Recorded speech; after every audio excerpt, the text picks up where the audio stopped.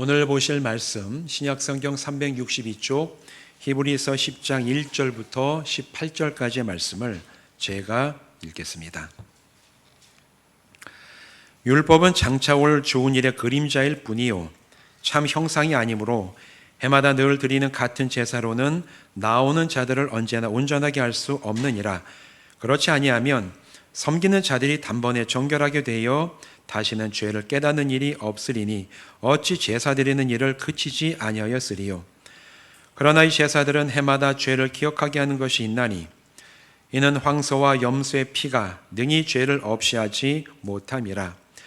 그러므로 주께서 세상에 임하실 때에 이르시되 하나님이 제사와 예물을 원하지 아니하시고 오직 나를 위하여 한 몸을 예비하셨도다. 번제와 속죄제는 기뻐하지 아니하시나니 이에 내가 말하기를 하나님이여 보시옵소서 두루마리 책에 나를 가리켜 기록된 것과 같이 하나님의 뜻을 행하러 왔나이다 하셨느니라. 위에 말씀하시기를 주께서는 제사와 예물과 번제와 속죄제는 원하지도 아니하고 기뻐하지도 아니하신다 하셨고 이는 다 율법을 따라 드리는 것이라. 그 후에 말씀하시기를 보시옵소서 내가 하나님의 뜻을 행하러 왔나이다 하셨으니 그 첫째 것을 폐하심은 둘째 것을 세우려 하심이라. 이 뜻을 따라 예수 그리스도의 몸을 단번에 드리심으로 말미암아 우리가 거룩함을 얻었노라. 제사장이 매일 서서 섬기며 자주 같은 제사를 드리되 이 제사는 언제나 죄를 없게 하지 못하거니와 오직 그리스도는 죄를 위하여 한 영원한 제사를 드리시고 하나님 우편에 앉으사 그 후에 자기 원수들을 자기 발등상이 되게 하실 때까지 기다리시나니 그가 거룩하게 된 자들을 한 번의 제사로 영원히 온전하게 하셨느니라.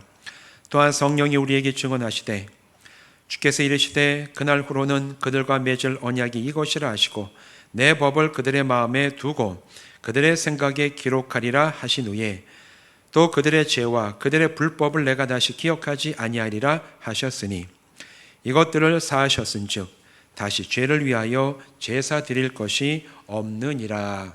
아멘. 기도하고 말씀 나누겠습니다.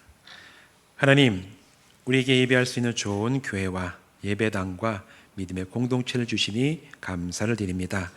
이제 말씀을 나누니 성령님 이 시간 이곳에 우리 심령 가운데 임하셔서 진리의 빛을 비추시고 이 말씀으로 우리가 새롭게 세워지고 깨어나고 또 믿음 가운데 우리의 주어진 삶을 힘있게 달려나갈 수 있는 영적인 은혜가 임하게 하여 주시옵소서. 예수님의 이름으로 간절히 축복하며 기도하옵나이다. 아멘. 오늘 이곳에 모여서 또한 온라인으로 예배하시는 모든 분들 주님의 이름으로 축복합니다. 제가 여러 번에 걸쳐서 우리가 지금 나누고 있는 말씀은 기독교의 기본 진리에 대해서 얘기를 나누고 있어요. 과연 우리는 무엇을 믿는가? 또 무엇을 고백하는가? 그래서 기독교인이라면 적어도 기독교 역사 2000년 동안에 우리가 믿었던 믿음의 고백, 우리가 붙잡았던 신앙의 진리가 무엇인지를 제대로 알고 붙잡고 함께 고백하며 나가야지 시간과 지역을 초월한 기독교, 교회로 우리가 하나가 될 수가 있어요. 그래서 매주마다 특별한 주제가 아니면 계속해서 신앙의 우리의 믿음의 고백에 대해서 쭉 이야기를 해나가고 있습니다. 지난 몇 번의 설교를 통해서 예수님에 대해서 말씀을 나눴지요. 예수님은 참 하나님이시면서 동시에 참 사람으로 이 땅에 오셨고 또 그것이 오늘 우리가 신앙생활을 해나가는데 어떤 의미가 있는지를 몇 주에 걸쳐서 살펴보았습니다. 신성과 인성을 동시에 지닌 예수님께서 이 땅에 오셔서 하신 일이 여러 가지가 있어요. 그 일들을 기록해 놓은 것이 신약 성경 중에 복음서라고 우리가 지칭을 하죠. 마태복음, 마가복음, 누가복음, 요한복음이 예수님이 이 땅에 오셔서 행하신 일에 대해서 사도들이 기록해 놓은 복음서, 그리고 그 안에 쭉 읽어보면 예수님은 참 여러 가지 일을 행하시는데 그 일을 크게 세 가지 범주로 정리할 수가 있어요. 첫 번째는 하나님의 진리를 가르치시는 일을 행하셨습니다. 예수님이 하신 것은 하나님의 진리를 사람들에게 가르치시는 일을 하셨고, 두 번째는 천국의 복음을 전파하시는 일을 감당을 하셨고, 세 번째는 병든 자를 고치는 일을 예수님이 행하셨어요. 그래서 예수님이 이 땅에서 무슨 일을 행하셨냐 하면 크게 세 가지로 얘기하는 가르치시는 일, 선포하시는 일, 치유하시는 일을 하셨다. 성경은 이제 그렇게 우리가 크게 구분을 합니다. 그런데 이런 일을 행하시는 가운데 예수님이 이 땅에 오셔서 완성하신 가장 큰 일은 따로 있어요. 예수님이 이 땅에 오셔서 참 하나님이시고 참 인간이셨던 주님이 완성하신 가장 위대한 일은 십자가에서 죽으시는 것이었습니다. 십자가에서 죽으시는 것인데 그것도 처절하고 비참하게 십자가에서 죽으신 그 사건이 예수님이 완성하신 여러 가지 일들 가운데 가장 위대하고 최고의 능력과 은혜와 사랑이 드러나는 일이다. 성경은 그렇게 얘기를 해요. 근데 이게 참 이상합니다. 구원자 정도 되면 보통 위인이나 영웅을 가리키는데 구원자가 와서 행한 일이 가장 위대한 일이 뭐냐? 십자가에서 죽는 일이었다. 이거는 사실은 잘 맞지가 않아요. 위대한 구원자가 와서 십자가에서 처절하게 죽어버렸다. 이거는 연결이 잘 안 돼요. 그러다 보니까 초대교회에 예수님 당시뿐만 아니라 초대교회 많은 사람들도 이 사건을 이해하는 것이 쉽지가 않아서 주님을 떠나거나 두려워했던 자들이 참 많이 있었다라고 성경은 증언을 합니다. 도대체 하나님의 아들 예수님이 이 세상에 오셔서 그토록 비참하게 죽으셔야 했던 이유가 어디에 있을까? 어디에 있을까? 성경은 여러 곳에서 그 이야기를 하고 있는데 로마서 3장 23절은 이렇게 얘기를 합니다. 모든 사람이 죄를 범하였음에 하나님의 영광에 이르지 못하더니 죄 때문에 예수님이 이 세상에 오시고 죽으셨다. 근데 이 죄가 도대체 뭐길래 예수님이 이 죄 때문에 이 세상에 오시고 죽으셔야만 됐느냐? 같은 로마서 5장 12절에 이렇게 얘기를 합니다. 죄로 말미암아 사망이 들어왔나니 이와 같이 모든 사람이 죄를 지었으므로 사망이 모든 사람에게 이르렀느니라. 그냥 죄가 들어와서 끝나는 게 아니라 죄 때문에 반드시 따라오는 결과가 있다라는 거예요. 그 결과가 무엇이냐? 사망이라고 얘기를 합니다. 죄를 지은 사람은 반드시 죽는다. 그 죽음 때문에 우리 모든 사람들이 절망 가운데 이 세상을 떠날 수밖에 없지만 그 죄로 말미암아 모든 사람이 하나님과의 관계에서 끊어지고 사망에 이르게 된 바로 그 상태를 바꾸기 위해서 예수님이 하나님의 아들이시면서 참 사람이셨던 예수님이 이 땅에 오시고 사람들을 그 절망적인 상황에서 건져내시고 십자가에서 죽으셨다라고 성경은 증언을 하고 있습니다. 그런데 죄를 용서받는 길은 예수님 이전에도 있었어요. 구약을 보면 구약 시대에 이스라엘 백성에게 하나님이 일찍이 죄 용서받을 수 있는 길을 알려주셨습니다.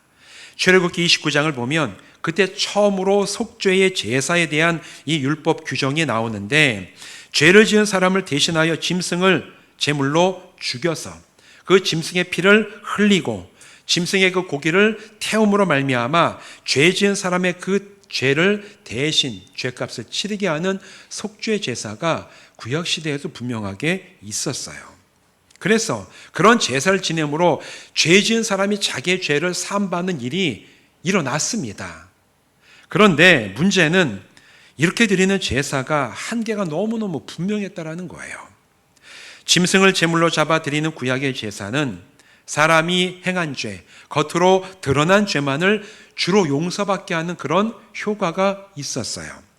그래서 속죄 제사를 드려서 어떤 특정한 죄를 용서받는 사람일지라도 마음의 근본적인 죄로 인하여서 다시 죄를 범하고 또 속죄 제사를 드려야 되고 또 죄를 범하고 또 제사를 드리는 이런 일이 구약 시대 내내 반복이 되었음을 성경을 자세히 읽어보면 우리가 알 수가 있죠. 이런 사실에 대해서 오늘 본문 우리가 읽은 히브리서 10장의 본문 1절부터 4절까지가 여기에 대해서 얘기하고 있는데 4절 말씀을 우리 같이 한번 읽어보실까요? 같이 읽겠습니다. 시작. 능히 죄를 없이 하지 못함이라. 황소와 염소의 피, 이게 무슨 얘기냐면 구약시대에 주어졌던 제사로 인해서 제물로 드렸던 이 황소와 염소, 이 제물이 흘린 피를 가지고는 능히 죄를 없이 하지 못함이라. 근본적인 죄를 해결하지 못하기 때문에 죄를 짓고 용서받고 죄를 짓고 용서받고 이 계속되는 굴레에서 벗어나게 할 수 있는 능력이 없다라는 얘기를 지금 히브리서는 분명하게 얘기를 하고 있어요. 죄는 사람을 죽이는 암과 굉장히 비슷합니다. 여러분, 사람이 암에 걸리면 여러 가지 병증이 나타나죠. 어떤 때는 살이 빠지는 분도 계시고, 또 몸의 어떤 부분에 이제 암이 발생이 되면 복수가 차오르기도 하고, 또 굉장한 통증이 나타나기도 해요. 여러 가지 병증이 다 발생이 됩니다. 그런데 겉으로 드러난 몸이 어디 아프다든가 통증만 완화하고 복수만 빼내고 무슨 살이 빠지는 이런 증상만을 처치하고 그것만 치료한다고 해서 사람이 살게 됩니까? 죽게 됩니까? 죽어요. 그런 겉으로 드러난 병증만은 치료하고 그것만 다루어서는 사람이 살 수가 없습니다. 증상을 일으키는 몸속의 암덩어리를 완전히 도려낸 사람만이 살 수가 있습니다. 죄가 이와 굉장히 비슷하다는 얘기예요. 흔히 우리가 죄라고 여기는 말과 행동의 죄를 없애고 용서받으려고 하는 노력은 중요해요. 그러나 그런 노력은 분명히 한계가 있습니다. 왜냐하면 심령 속에 뿌리내린 근본적인 죄, 다시 말해서 창조주 하나님을 알아보지 못한 죄, 하나님을 떠나 살면서도 나는 잘 살고 있다고 여기며 교만했던 죄, 스스로 나의 주인이 되어서 내 눈에 좋아 보이는 대로 그렇게 살아가면서도 별일 없다고 생각하던 바로 그런 죄, 하나님이 아니라 이 세상의 기준과 가치를 따라 살아가는 죄를 내가 인정하고 그 내 마음속에 깊이 뿌리내린 이 죄를 해결해야지만 우리는 진짜 죄에서 자유할 수가 있어요. 예수 십자가 구속의 은혜가 해결하는 죄는 바로 이 죄에 있어요. 짐승을 죽이는 제사로는 이런 근본적인 심령의 죄를 해결할 수가 없습니다. 내가 뭔가 행위가 드러나고 내가 뭔가 다른 이들에게 해코지를 하고 불이익을 줬던 그런 드러나고 누가 봐도 다 죄라고 얘기하는 것, 그런 것들은 짐승을 잡고 피를 흘리고 죽이면 해결이 돼요. 그러나 구약의 제사로는 내 마음속에 근본적으로 자리 잡고 있는 하나님을 거역했던 바로 그 죄는 해결할 수가 없었다는 게 구약의 죄의 제사의 한계라는 겁니다. 그래서 하나님은 이 죄를 해결할 궁극적인 계획을 직접 실행하십니다. 하나님의 아들 예수님을 이 땅에 보내시고 모든 사람들의 죄를 대신해서 죄 없으신 예수님을 십자가에서 죽이시는 것이 그게 하나님께서 계획하셨던 우리의 근본적인 죄를 해결할 수 있는 유일한 길이었어요. 하나님을 떠나 죄를 지었던 모든 인간들을 위해서 한 번도 하나님을 떠난 적이 없는, 그래서 아무런 죄도 없으신 하나님의 아들이 죽어서 피를 흘려야만 했어요. 그것이 근본적인 죄를 해결하는 유일한 길이었습니다. 결국 아무런 죄도 없으신 하나님의 아들이 죽어서 피를 흘렸습니다. 그분의 희생과 피가 아니면 사람들의 죄는 무엇을 하든 용서받을 수가 없기 때문에 그래요. 무엇을 하든 어떤 노력을 하든 겉으로 드러난 것들에 대해서 어느 정도 용서받을지 몰라도 사람의 심령 가운데 있는 죄, 나의 이 마음의 중심에 있는 죄, 하나님을 거역하고 살아왔던 그 죄를 예수 그리스도의 피와 죽으심 아니면 어느 누구도 해결할 수 없고 사함받을 수가 없습니다. 결국 비참하게 고문당하고 십자가에서 처절하게 숨을 거두는 죽음에 내어주심으로 사람들의 근본적인 죄가 용서받게 하셨어요. 오늘 우리가 읽은 이 본문 가운데 10절은 바로 여기에 대해서 분명하게 선포를 하고 있죠. 우리 10절 말씀 같이 읽어보시겠습니다. 시작. 이 뜻을 따라 예수 그리스도의 몸을 단번에 들이심으로 말미암아 우리가 거룩함을 얻었노라. 옛날 구약의 죄서는 계속해서 짐승을 잡아 죽여야지만 겉으로 드러난 죄를 겨우 그냥 해결하는 그런 절차이자 능력이었다면 예수 그리스도는 단번에 자신의 이 땅에 오신 그 주님 스스로를 십자가에서 제물로 드리시고 한 번 죽으심으로 말미암아 모든 사람들의 이 심령 가운데 있는 근본적인 죄를 용서하시고 거룩하게 하시고 영원히 온전하게 하시는 능력이 되신다고 오늘 본문 10절은 분명하게 선포를 하고 있지요. 그런데 여러분, 이처럼 사람들의 이 죄를 사함받게 하기 위해서 아들을 죽음에 내어주신 하나님 아버지의 그 마음은 과연 어떠했을까? 집에 자녀를 키우신 분들, 지금 뭐 다 장성했더라도 어릴 때 자녀들을 키울 때 그 자녀들이 잠깐만 아파도 이 부모의 마음이 참 힘들고 미워지는데, 독생자 아들을 죽이신 하나님의 하나님 아버지의 마음은 얼마나 그 아버지의 마음이 아팠을까? 이 땅에 보내서 그냥 죽는 게 비참하게 고문다고 처절한 죽음을 하나님 아버지 다 보고 계셨을 텐데, 그 하나님의 마음은 얼마나 참 찢어지고 고통스러우셨을까? 우린 여기에 대해서 아버지의 마음을 한번 헤아릴 필요가 있습니다. 하나님 왜 이렇게 하셔야만 됐을까? 성경 여러 곳에서 하나님이 이렇게 할 수밖에 없었던 이유를 알려주고 있어요. 가장 유명한 말씀이죠. 요한복음 3장 16절. 하나님이 세상을 이처럼 사랑하사 독생자를 주셨으니 이는 그를 믿는 자마다 멸망하지 않고 영생을 얻게 하려 하심이라. 사랑하셨기 때문에. 내가 뭔데 나 같은 사람을 위해서 하나님의 아들을 보내시고 죽이셨습니까? 로마서 5장 8절에 이렇게 얘기를 합니다. 우리가 아직 죄인 되었을 때에 그리스도께서 우리를 위하여 죽으심으로 하나님께서 우리에 대한 자기의 사랑을 확증하셨느니라. 내가 뭐 대단히 의롭고 다른 사람들에게 대단히 큰 일을 행해서 너 참 괜찮은 사람이야, 그런 평가를 듣는 그런 사람을 위해서 죽으셨다면 그래도 그 정도 의미는 있겠지. 그게 아니라는 거예요. 우리가 죄인 되었을 때에 하나님을 거역하고 하나님을 부인하고 하나님과 상관없이 살아가는 바로 그때에 하나님께서 우리를 사랑하셨는데, 어떻게 사랑하셨냐? 하나님의 아들을 죽이심으로, 그 죽으심의 사랑을 통해서 하나님 우리를 얼마나 사랑하시는지를 확증하셨다고 성경은 우리에게 증언하고 있습니다. 하나님 사람들을 사랑하십니다. 왜 사랑하실까? 창세기 1장 27절의 말씀처럼 우리 한 사람 한 사람 모두가 하나님의 형상을 닮아 창조된 바로 그런 존재이기 때문에 우리를 사랑하시는 거예요. 별거 없어 보여요. 세상에 얼마나 잘난 사람 많고 얼마나 위대한 영웅들도 있고 얼마나 그럴듯하게 살아가는 사람 많습니까? 비교해보면 우리는 참 평범한 보통 사람들이에요. 그런데 하나님 앞에서 우리는 존귀한 자인 줄로 믿습니다. 하나님의 형상을 따라 지음 받았기 때문에 그래요. 사람은 우리를 별 볼 일 없다로 이길지라도 하나님은 우리를 사랑하셔요. 어느 정도까지 사랑하시냐? 아들을 보내시고 죽이셔서 우리를 살리실 정도로 사랑하신다고 오늘 성경은 우리에게 증언을 하고 있습니다. 그 사랑이 예수 십자가 은혜로 나의 죄를 용서하십니다. 그 사랑이 죄로 인해 죽을 나를 살리셔서 하나님의 자녀로 살아갈 능력과 담대함을 지금도 우리에게 주십니다.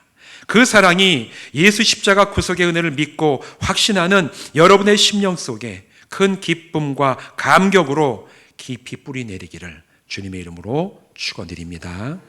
그 사랑 때문에 우리는 오늘 여기까지 나올 수가 있었던 거예요. 근데 여러분, 각자의 자신의 마음을 한번 돌아보셨으면 좋겠어요.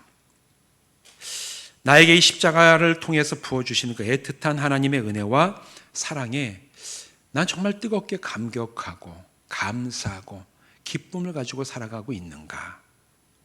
아니면 너무 많이 들어서 익숙해서 그러셨겠지, 잘 압니다, 이 수준만 가지고 나는 이 믿음의 길을 가고 있는가? 여러분 어떻습니까?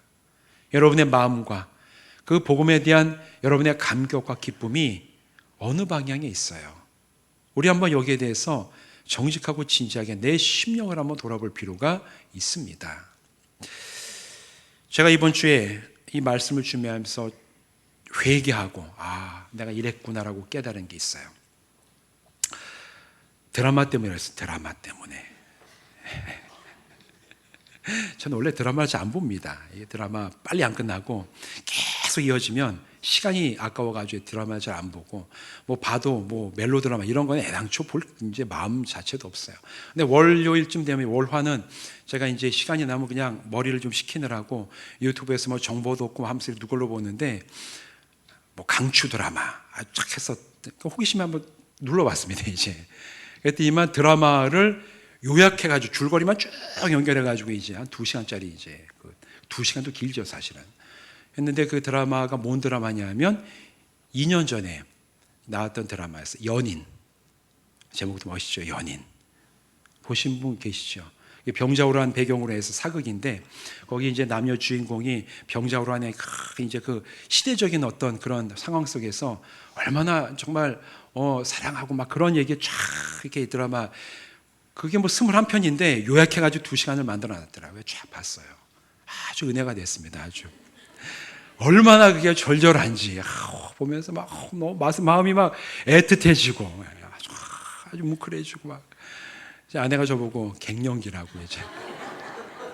남자도 갱년기가 있죠. 그렇게 치면 저는 20대부터 갱년기였습니다. 저는 혼자 영화 봐도 그냥 감동해 되고 눈물 흘리고 막. 좀 원래 그래요 이제.